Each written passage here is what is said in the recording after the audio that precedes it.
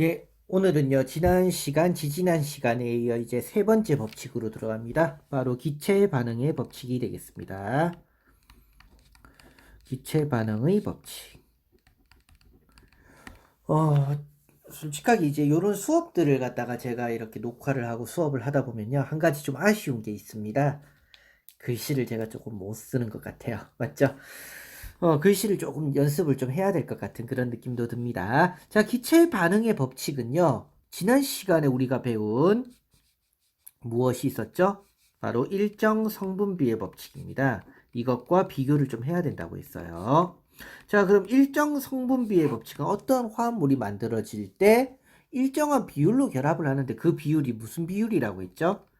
질량 비율이라고 했습니다. 근데 기체 반응의 법칙은요, 비율은 비율인데, 그러니까 일정한 비율로서 결합을 하는데 역시나 똑같이요.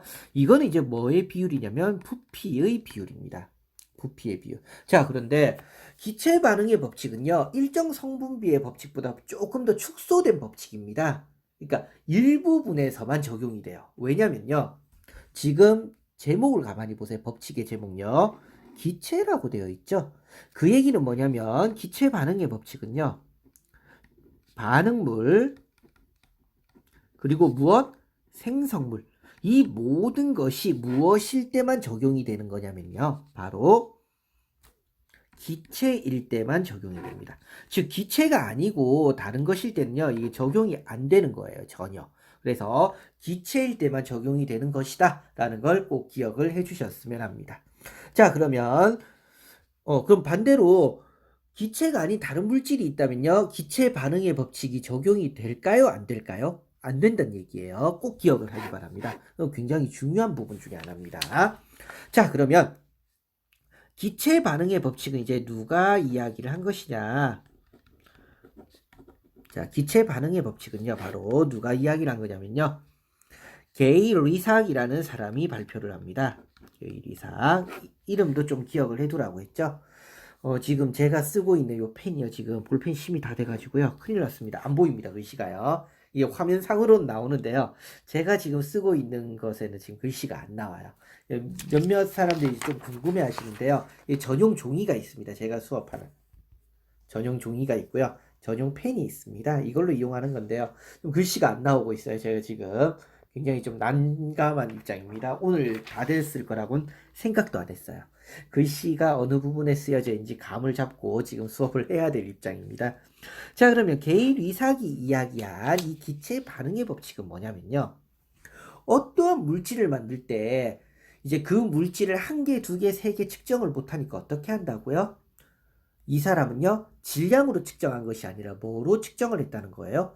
바로 부피로 측정을 했더라 이겁니다. 자, 이 사람이 이제 제일 대표적으로 설명한 게 뭐냐면 수증기입니다. 물이에요. 자, 예를 들면 수소기체와 산소기체가 만나면 물이 만들어지더라. 자, 숫자 안 맞죠? 숫자 맞춰봅시다.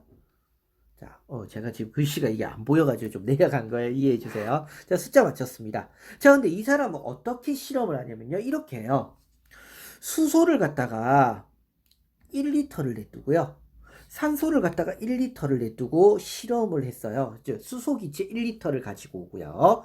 산소기체 1리터를 가지고 왔습니다. 그리고 나서는 두 개를 갖다가요. 전기 충격을 줘요. 그리고 나면 무엇이 만들어지냐면 수증기가 만들어지는데요. 이때 수증기가 얼마가 만들어지느냐?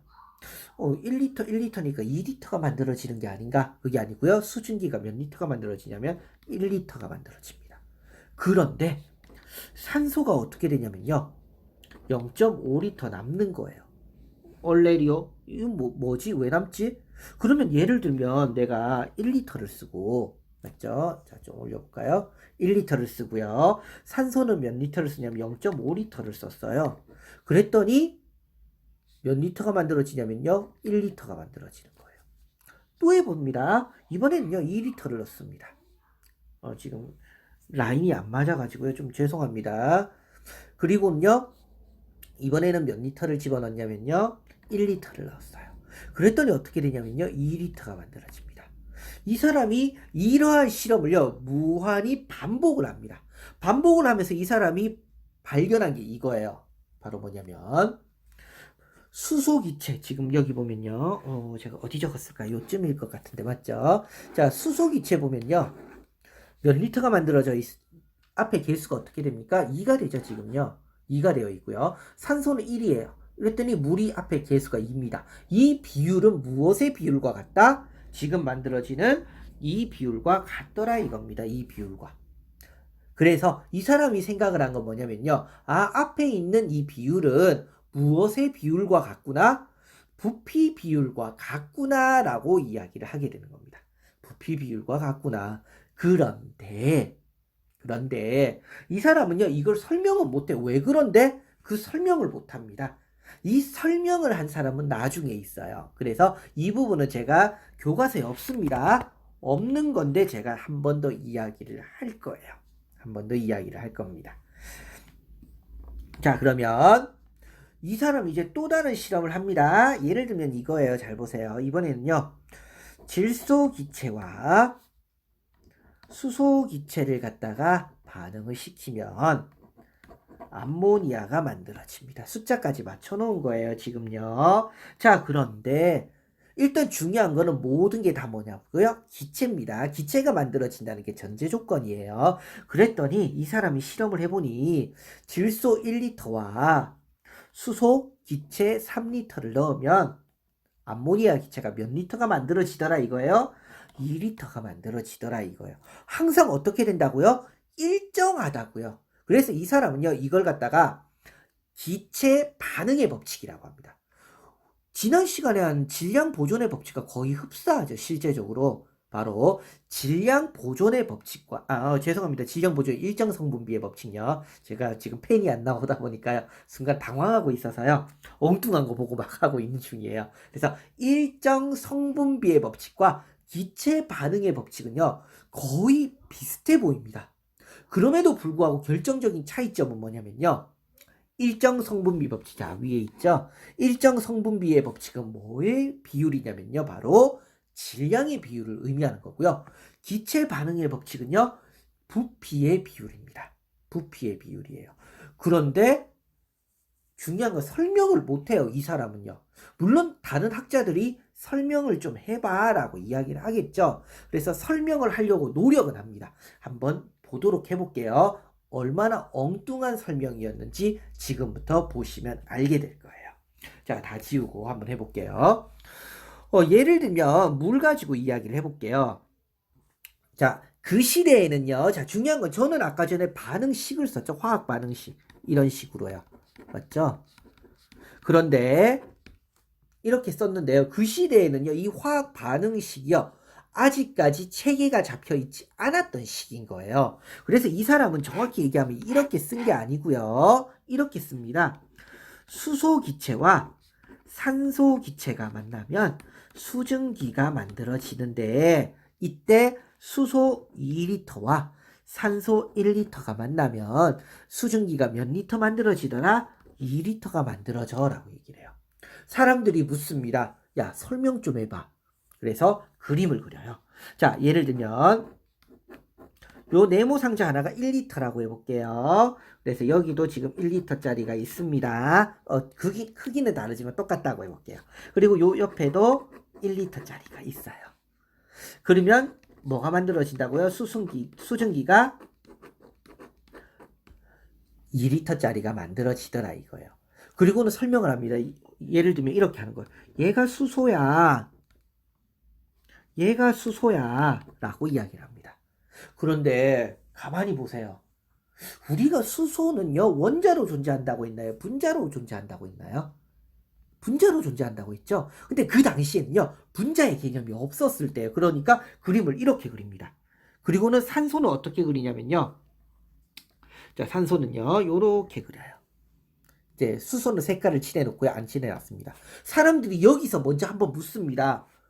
야, 왜 1리터에 수소가 1개가 들어가면 왜 산소도 1개 들어가는데 야, 2개가 크기가 다른데 왜 똑같이 들어가? 이때 게일 이삭이 얘기합니다. 몰라. 그냥 그런 것 같아. 설명해보라며. 설명부터 해볼게라고 해요. 그리고는요, 이제 뭐가 만들어집니까? 물 분자 2개가 만들어져야 돼요. 수증기요. 그런데 두 개는 똑같이 들어가야겠죠? 이 사람이 이렇게 그립니다. 이렇게 그리기 시작해요. 지금 뭐 했냐면요. 산소 원자를 뭐 했나요? 쪼개버린 거예요. 말이 안 되죠, 지금요. 왜 말이 안 됩니까? 돌턴의 원자설을 배우신 분들은 알겠지만요. 일단 원자의 정의가 뭔가요?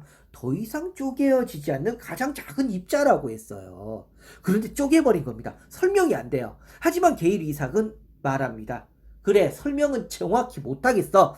제대로 못하겠어. 하지만 맞잖아. 몇 대 몇 대면? 2대 1대 2. 수소와 산소와 수증기는 2대 1대 2로 만들어져. 야, 너 실험해봐. 똑같잖아. 이거는 사실 아니야? 그건 사실이야. 그래서 그거 하나는 인정을 해준대요. 설명을 못하는 거예요. 이 설명을 하기 위해서요. 나중에 다른 학자가 한 명 나옵니다. 그 사람이 누구냐면요. 바로 아보가드로라는 사람이 나와요. 이 아보가드로라는 사람에 대해서는요, 다음 시간에 번외편으로 할게요. 왜냐면요, 우리 교과서에 있는 걸 기본적으로 하고요, 필요한 부분은 제가 나중에 추가적으로 하는 게 나은 것 같더라고요.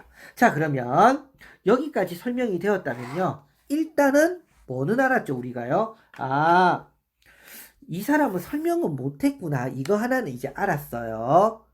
다만 우리 교과서 수준에서 나오는 것만 한번 해보도록 할게요. 즉, 이제 암모니아로 다시 한번 얘기해 볼까요? 질소와 산소가 만나면 암모니아가 만들어져. 맞죠? 그런데 이렇게, 미안합니다. 제가 글씨가 안 보이니까 또 엉망진창으로 하고 있어요. 정말로 죄송합니다. 자, 지우고요. 다시 해볼게요. 제가 정신이 나갔나 봐요. 질소와 수소가 만나면 암모니아가 만들어져. 맞죠? 그런데 이때 비율은 몇 대 몇 대 몇이라고 했죠? 아까 얘기했던 것처럼요. 1리터를 넣으면 수소는 3리터고, 그래서 암모니아는 2리터가 만들어져. 항상 이 비율만큼은 절대로 바뀌어, 안 바뀌어? 안 바뀌어. 그런데 저는 지금 뭘로 썼어요? 리터로 썼죠? 부피예요. 그러니까 이거는요, 바로 기체 반응의 법칙이 되는 겁니다. 이때 무언가를 갖다가 더 넣었다. 예를 들면은 지금 수소 3리터가 아니고 4리터를 넣었다면 암모니아는 몇 리터가 만들어질까요? 똑같이 2리터죠. 대신 수소만 몇 리터가 더 남습니까? 1리터가 더 남더라 이거예요. 그래서 아무리 수소를 갖다가요 4리터로 더 넣는다고 하더라도 결국은 반응은 1대 4대 4가 아니죠. 3대 2로 만들어지는 거니까 4리터를 넣더라도 결국은 3리터만 반응하고 몇 리터는 남습니까? 1리터는 남더라 이겁니다. 그래서 우리 질량 일정 성분비의 법칙이랑 큰 차이가 없어요. 다만 이제 제가 다음 시간에는요. 바로 이 아보가드로 법칙에 의거해서요. 기체 반응의 법칙을 한 번 더 설명을 할 겁니다. 그래서 그때 꼼꼼하게 한 번 더 들어보면요. 이해가 쉬우실 거예요.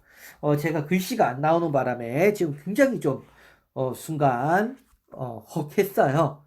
이게 안 나오면 제가 뭘 썼는지 종이에다가 알 수가 없어요. 이 위치가 안 맞기 때문에요. 최대한 빠르게 팬심을 구해서 할 수 있도록 하겠습니다. 예, 오늘은 여기까지입니다.